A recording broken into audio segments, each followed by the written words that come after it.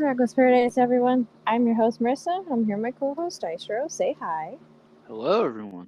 Happy Thursday, everybody. Happy final week of March. Actually, final episode of March, technically.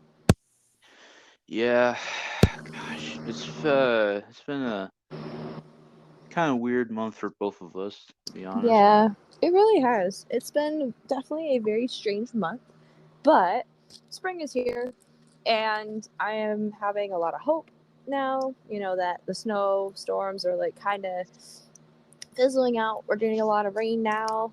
Means that the snow's gonna start to melt up here, and trees are starting to bud already, which is good and bad because I am allergic to pollen.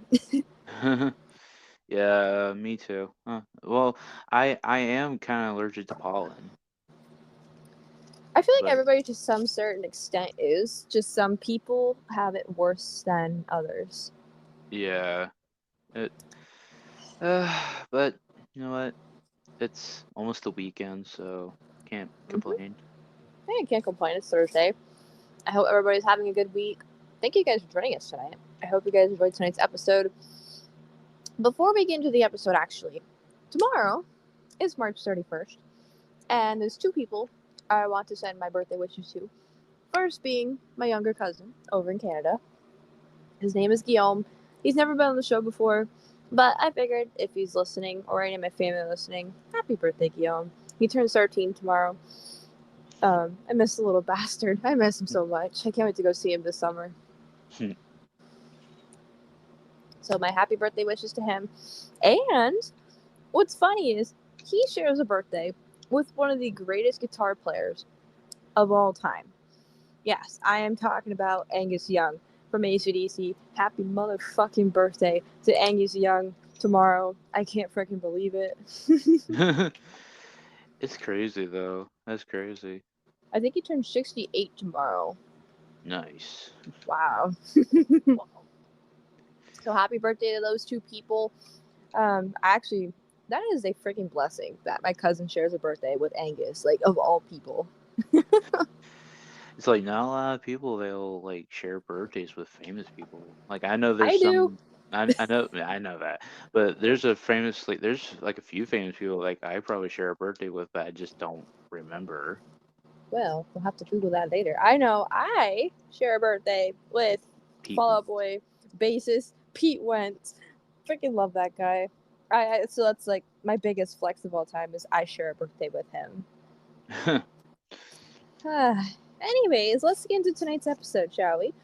So we are kind of technically wrapping up our Blink-182 stuff. As you guys know, we had just finished our pilgrimage at the end of February, so it's been a whole month now since we have finished all of the Blink-182 albums. Sadly, That was like the best pilgrimage, I think. by far, so far, yeah, it is. It was so much fun. This past Sunday? We did it on Sunday. Mm. We revisited our top 10 Blink-182 songs episode we did last year, and we put our lists from then to now in competition. So, since we did the songs, now comes for an even more bit of a challenge. It's the Blink 182 album ranking. So, if you guys are not familiar with how we go about our album rankings, we start from worst and go up to the very best. Um, in this case, there are technically 9 albums. However, I decided to put Buddha and Cheshire Cat together into one solid number, we'll call it. So instead of 9 selections on my list, there's 8 because I put Buddha and Cheshire Cat together. Yeah, that's what I did too. Oh, cool. I didn't know that. That's what I did too. So we're going to do this all in one episode, even though there are 9 albums. With the AC/DC stuff, we had to break it down into 3 episodes because there were so many, and we really wanted to focus and really go into depth with these albums. But however, with Blink 182, we've covered one album out of all these so far in a breakdown episode. We are going to get to the rest in the future, in future episodes. They're just not going to be as like together. Like they're going to be more sporadic. Like you might see one in May, you might see one in August. Like you will never know. It's just so we can keep content going for you guys. So, are you ready, Dystro? Yes, I am ready. I'm ready. Alright. I'm ready.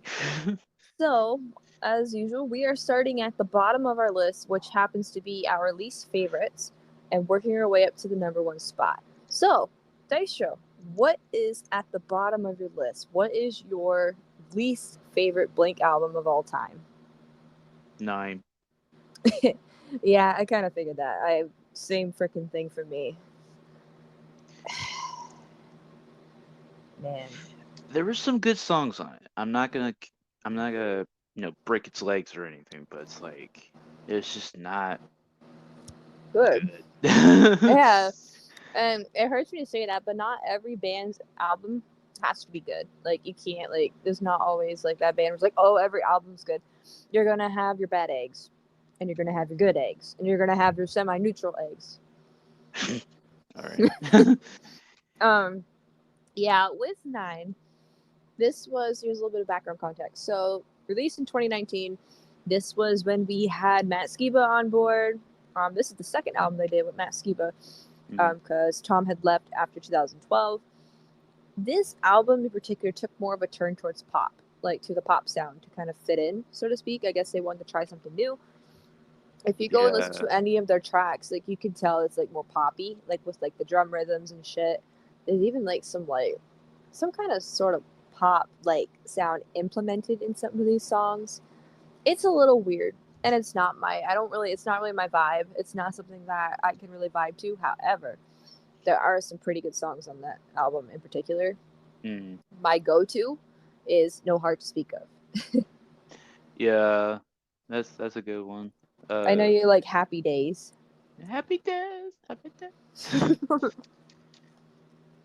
But yeah, that album is it's the weakest one in the pack. And it sucks to say that, you know? It's like we kind of went into it not like with high hopes or anything, but it's just like we kind of like knew what we were getting into. Yeah. But I mean, it sucks to say it, but yeah, not not the best album of the bunch, but you know what? It really It's all right. disappointed me. Because, like, Yeah, none of these songs we knew. Like, maybe, I don't know. Like, I didn't know any songs from at first glance. I didn't know any. I knew Happy Days. I knew, I think, No Hard to Speak of, and like maybe that was it. Yeah, But I that was didn't know just it. any. But you know what? It's all right. It's alright.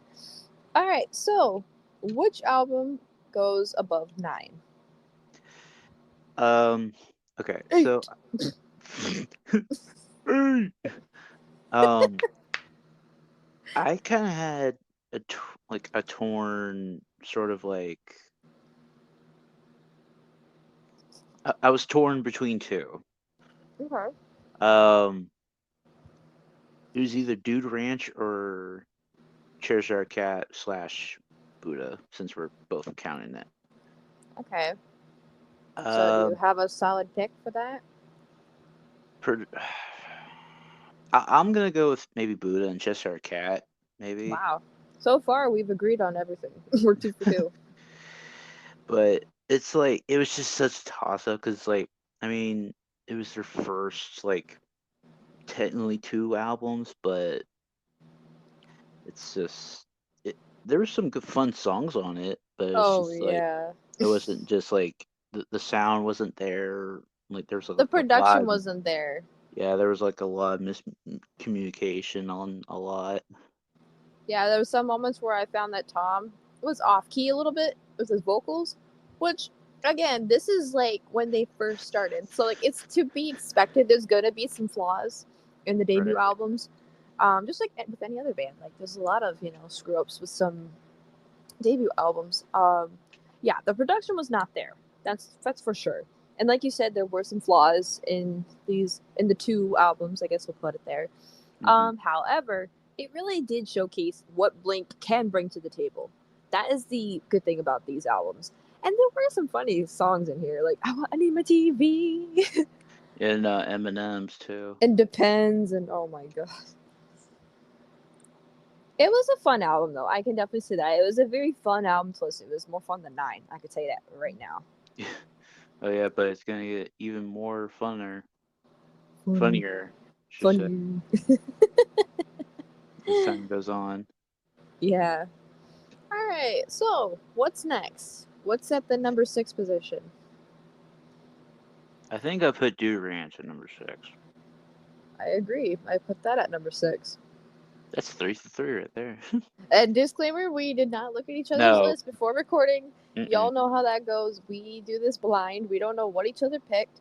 Mm. Dude Ranch. So this came out what, 97? Yes. It Oh was yes. because that was 2 years before, like Travis came into the picture. Travis. Travis! Um, and and then they shot to like super stardom with Enema of the State, which we'll get to. We'll get to But down the road.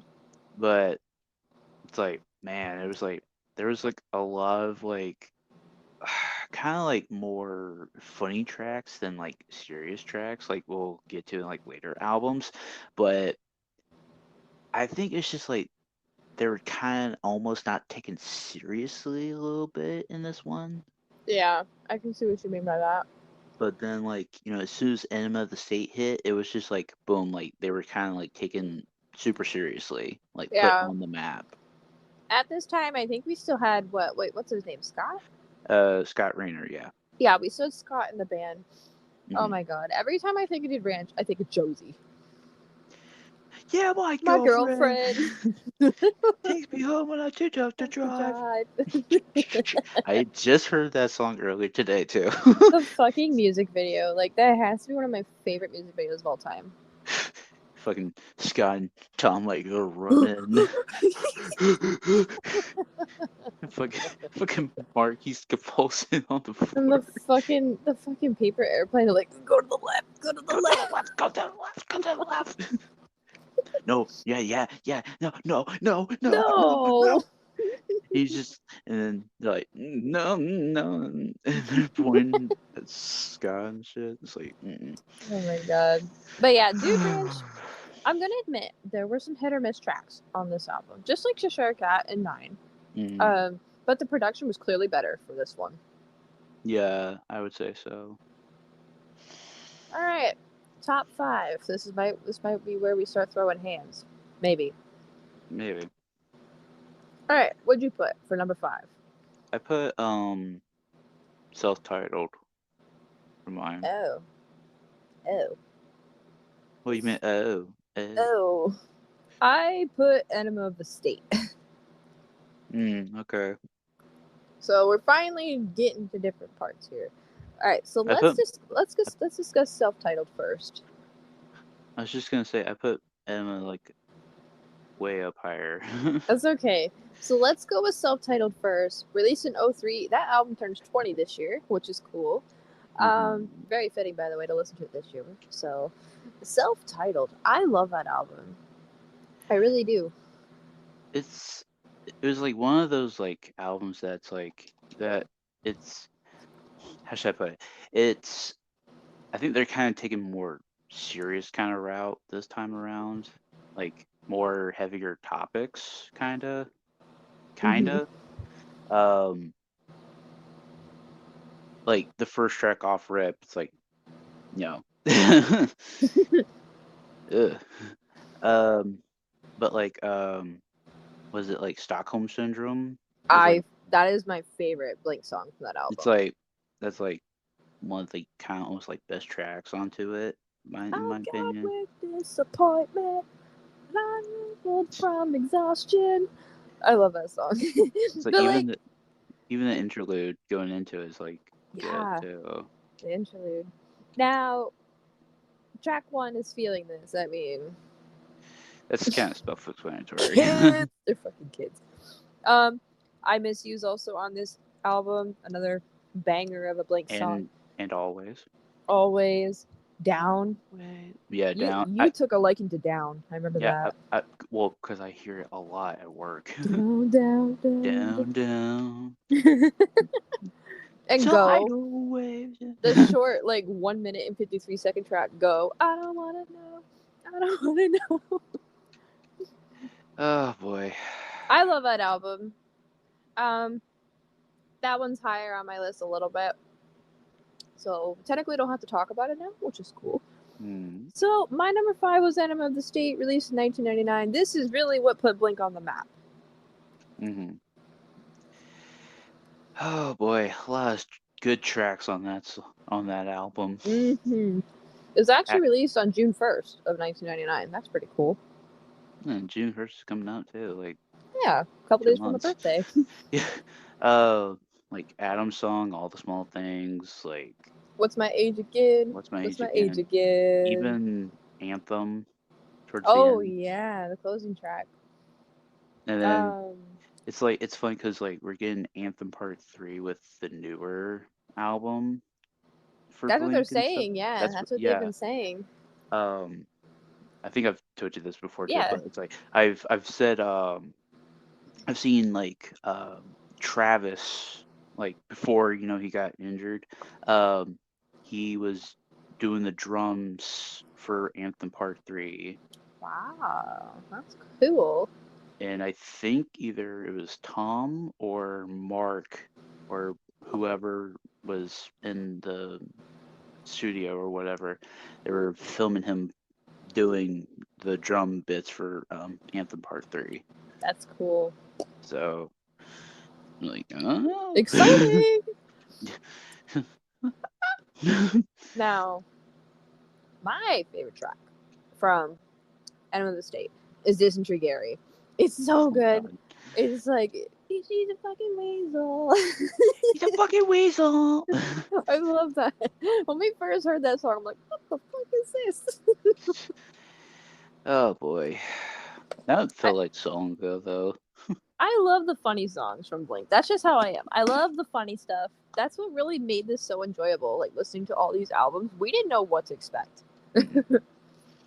Like I kind of knew like what I was getting into because like I've heard like Damn It before, like and plus like that's like a funny song in its own. Well, the video is funny, but like the song itself is kind of funny because Yeah. it's like talking about like it's growing up and all that stuff, and it's just like But I guess this is growing up. growing up. Oh.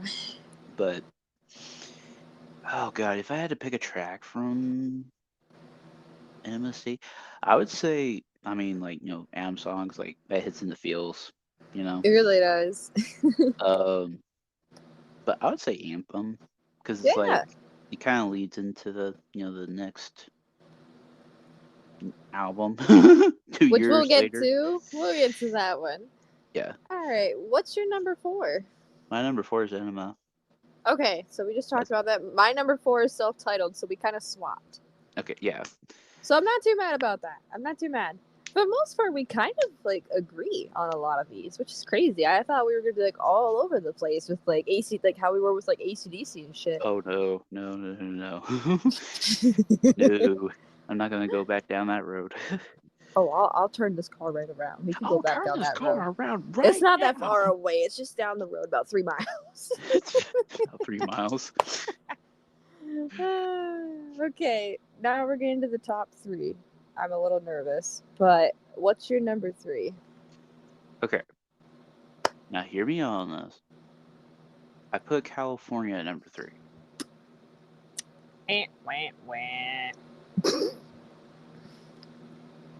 Why?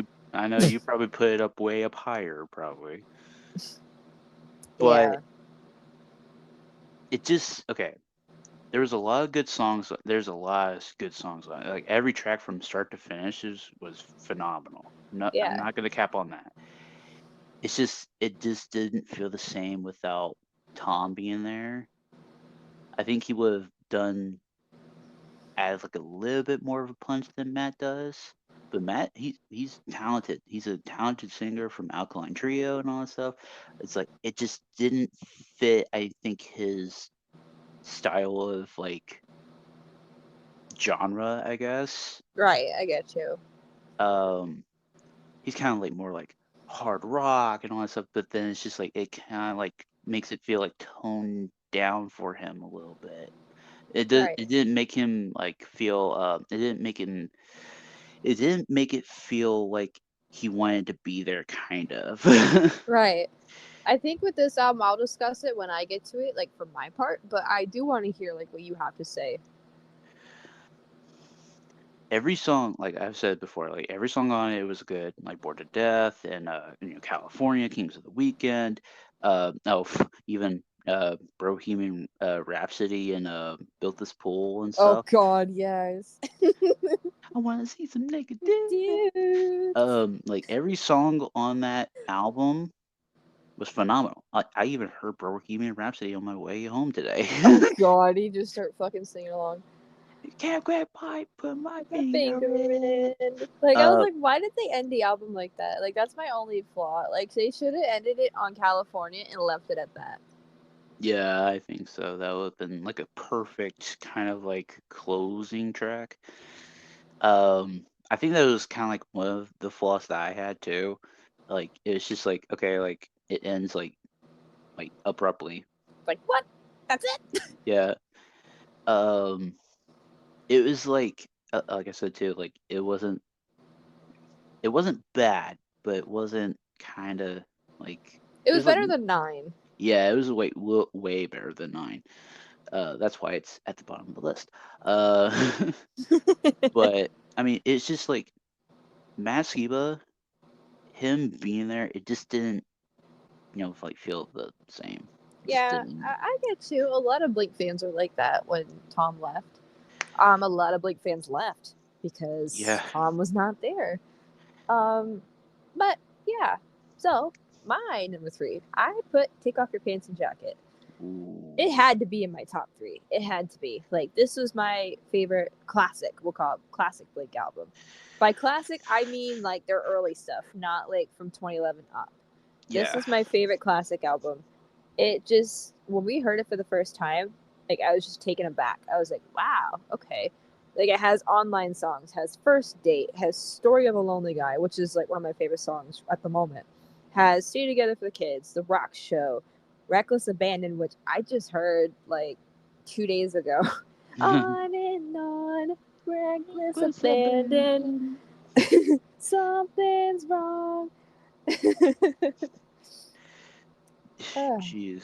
That album, like from top to bottom too, like I thought it was pretty good. Like even with Anthem Part 2. With a lot of the songs, there's a lot of touchy topic songs. Like "See It Together for the Kids" is a big one. Like for Yeah. sure, that one hits hard, especially for me. Like it hits hard. Hmm. Now, what's funny is me and Dystro together. Afterward, we listen to the hidden tracks because there's 2 hidden tracks per color: red, yellow, and green. Um, oh my god, Jesus. "Fuck Don't a not. Dog" from yellow. That's like the highlight right there. Oh God. When You Fucked Grandpa from green, and then Mother's Day from red. I'm telling you, you need to play that Mother's Day song for your mother, Dystro. Shit, she'll probably be like, slap me to all hell. Hey, She would just take. no, tell her I sent it, No, so you don't no, get in no. trouble. You don't understand. She brought me into this earth. She will take me out of this earth. All right, even better. Wow. Just my soul leaves my body. Okay, but yeah, that album's really good. I really like how it had some hidden tracks that we can't find on Spotify, by the way. You have to go No. on YouTube and find them. Yeah, you have to go on YouTube because I think Spotify would be like, no. No, No. no. But yeah, it's so good. So, top 2. Um, yeah, I'm gonna start with mine because mine is California. And I told you I wanted to discuss my side of why I put California so high. California came out in 2016, like we just mentioned. First album with Matt Skiba. I really took a liking to this album. I dig it. I truly do. It sounds good. It's my favorite of the 2 that they did with Matt. Obviously, like I said, Bored to Death. She's Out of Her Mind. Sober is another good one. Hmm. Kings of the Weekend, Left Alone, and with California being my favorite. California is just a really beautiful song. Like, kind of like doing like a full circle moment because they originated in California. So like it's kind of like writing about your hometown and stuff like that. It's just a really beautiful song. And it kind of ties the album together. And like And a little bow. in a little bow, and then you add fucking Bohemian Rhapsody at the end. It's just like it just comes in and fucking takes the bow off, rips the wrapping paper. It's just like that's it. like Max did last night. That's pretty much what Bohemian Rhapsody is for this album. It's just like it's a little like funny little song at the end of the album when the album's already all wrapped up and ready to go. It's just that one kid on Christmas is like, nope, you're not getting this. Oh my god. But yeah, all in all, a very, very good album. This album has a bit more of a special place in my heart because I remember when this album came out. I was, oh god, how old would I be in 2016? Help me out. I was 14? born in 02. Is that right? Yeah. 14? Yeah. Maybe. Yeah, 14. I was like that year, like that month. It came out July 1st. That month in particular, like later on the month, I was going over to Canada to go camping, like I used to do every year. And I remember hearing Bored to Death on the radio when I was camping. And they're like, that was off the new Blink-182 album, California, on Shome 97.7, because they were playing on Shome. And that was my first Blink song I'd ever heard. It was Bored to Death. So in a way, this album holds a very special spot in my heart. It's kind of how I found Blink, through the radio, just like how I find a lot of these bands nowadays. I find it through literally local FM radio, which is a good thing because like I feel like FM radio's dying and it needs to be revived. We should do a whole episode about that. Really go on a freaking tangent about that. Oh Christ. Anyways, what's your number 2, buddy? Take off your pants and jacket. Wow. So that means we have the same number 1, which we'll get to. Yes. I thought about it, and I guess you were kind of right in a sense because it's like this is like what the almost like second to last one that we did, the take off your pants jacket, or was that the last one? Yeah, it was like our we ended on Dude Ranch. Okay, yeah, this is like our second, like kind of second to last one. So I had told a friend of mine, a coworker of mine, I said, like, we were, me and my podcast partner, like, we're, doing take off your pants jacket and stuff. He's like, oh yeah, dude. He's like, Anthem Part 2. He's like, that's a banger of an opener. I'm like, yeah. I was like, I think I've heard it before, and I was like, this is like her first time listening to it, and she goes, oh, he's like, oh man, she's gonna love that, and I was like, well, yeah, he was kind of correct, but then it's just like over time, it's like I think like First Date and The Rock Show for me, it gets overplayed a lot on the radio. Yeah, but Stay Together for the Kids on like that doesn't get played a lot around here. Yeah, they really don't. Yeah, well, like I'm just thinking in terms of like hits, like what hits get overplayed, which hits don't. You know what I mean? Well, I know First Date and Rock Show, like they get super overplayed here. Like a lot. What's odd is Shome hasn't played a lot of Blink lately. I don't know why. Like the last song I heard by Blink was "What's My Age Again." Well, yeah, and "What's My Age Again" gets played a lot around here too. I haven't heard that in forever. Nobody likes it when you're 23. So, with that said, that takes us to number 1. We actually agree this time on our number 1. That's rare. Yeah. It's like... So, like, this is like an achievement. Like, just put on the bottom of the screen, Xbox achievement unlocked. No arguing. No arguing for once.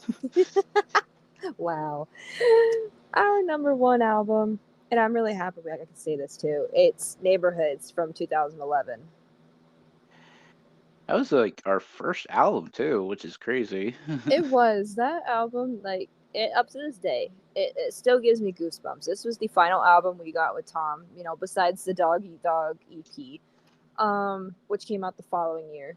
This album just blew me away.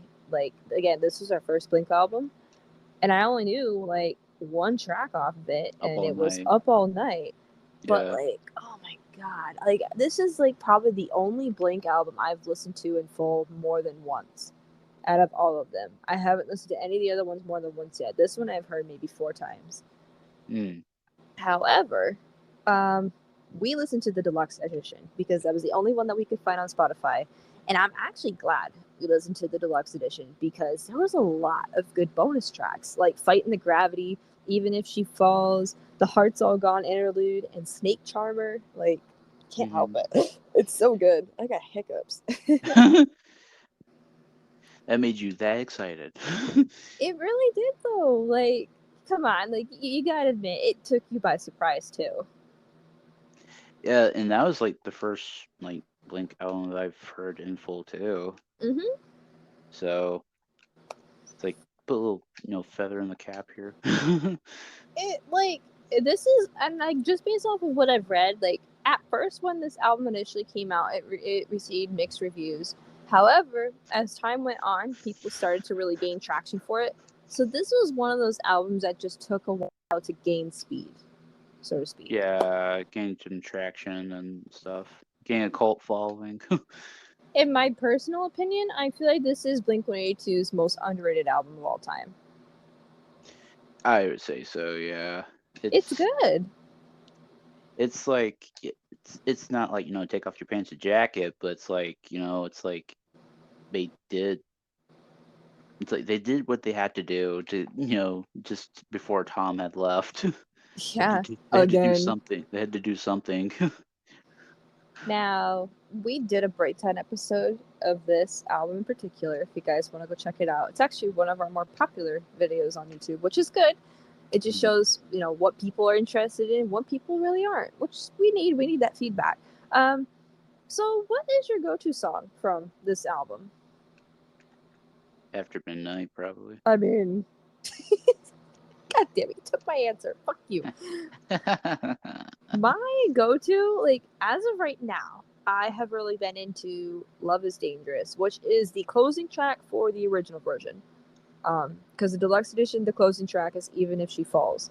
Love is Dangerous is really good. It just really kind of like it ends the album in a dark way, so to speak.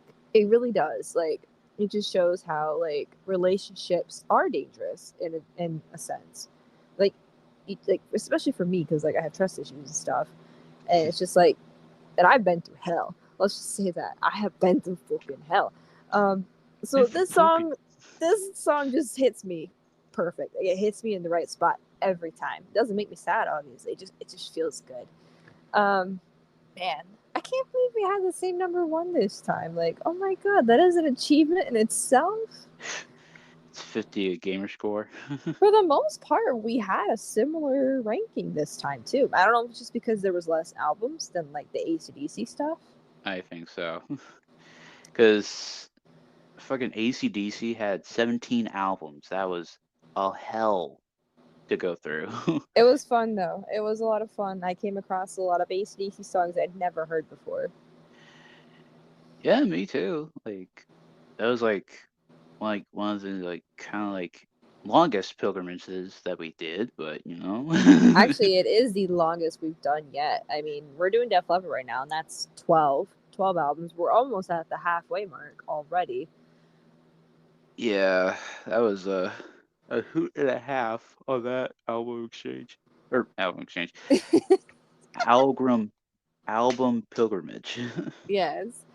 So that's going to wrap up our Blink-182 album ranking. Where would you guys rank these albums? Let us know on social media, in the comments, anywhere. Just let us know. I'd like to hear what you guys have to say. That also technically wraps up our Blink-182 stuff for now. And I say for now for a couple reasons. Like I said, we're going to do more breakdown episodes of these albums so we can break down the songs for you guys, let you guys know the meanings behind the songs and how we feel about each album in depth.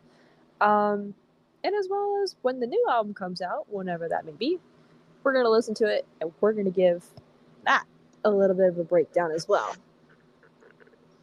Yeah, it's been a fun journey though. It Let's be really honest. has. And like, I'm still sad it's over, but all good things have to come to an end eventually. Yeah, eventually. Well, we are approaching April very fast, ladies and gents. So, with that said, I shall turn over my calendar. And looks like April 2nd, which is this Sunday.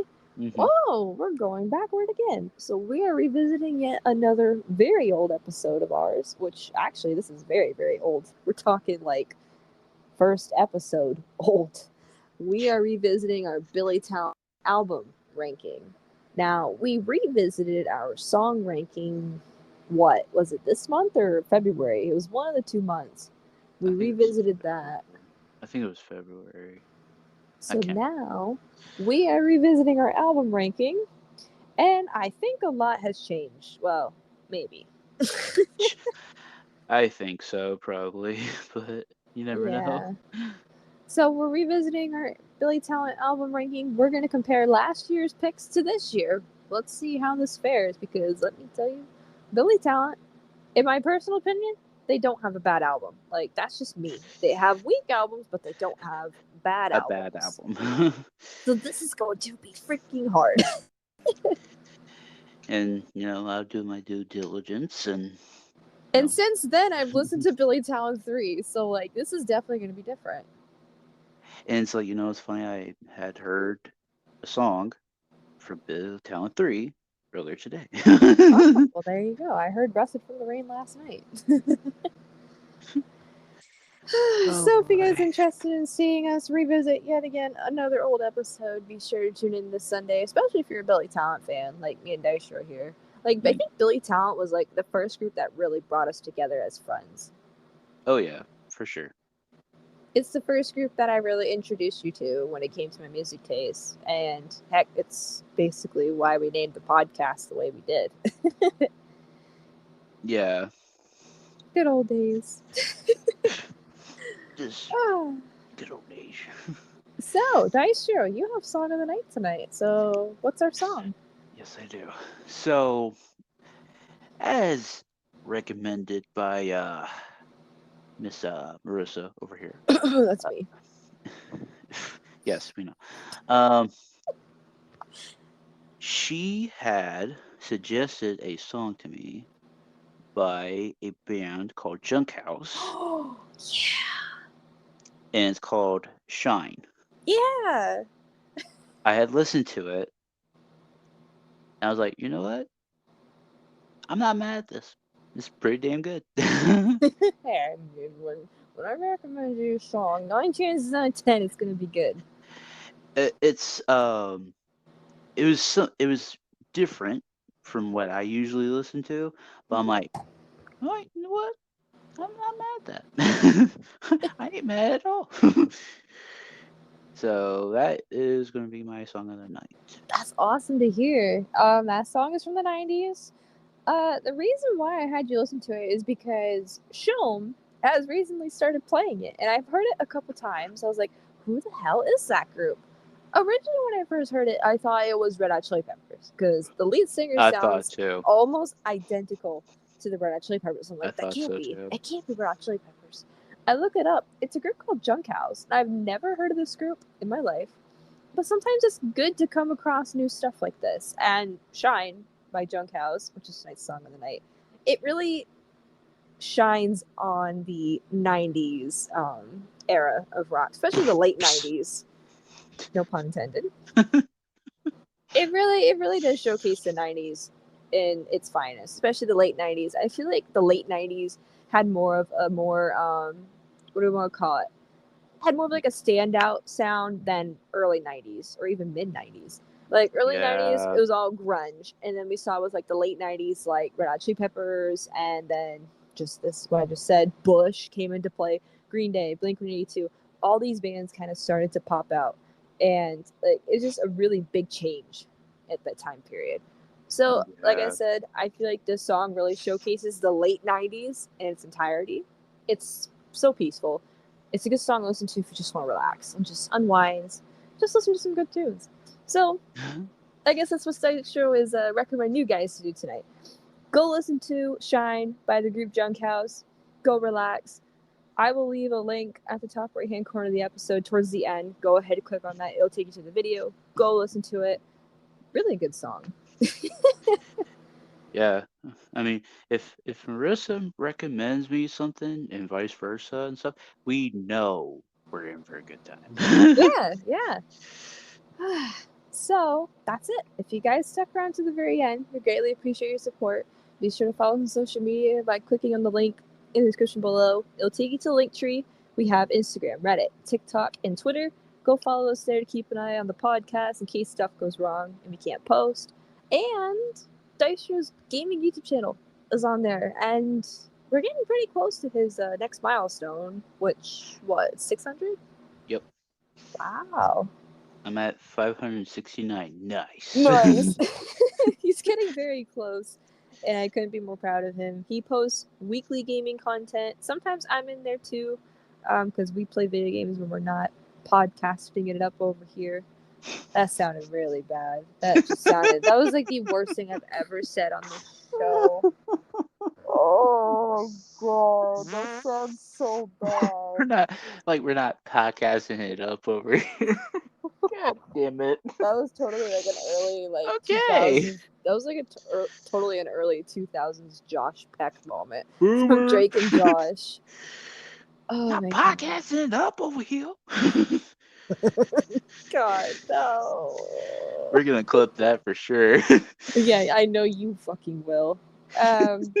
But anyways, yeah, go subscribe to Dystro. He's been doing WWE 2K23 content, GTA content. I think you've still been doing.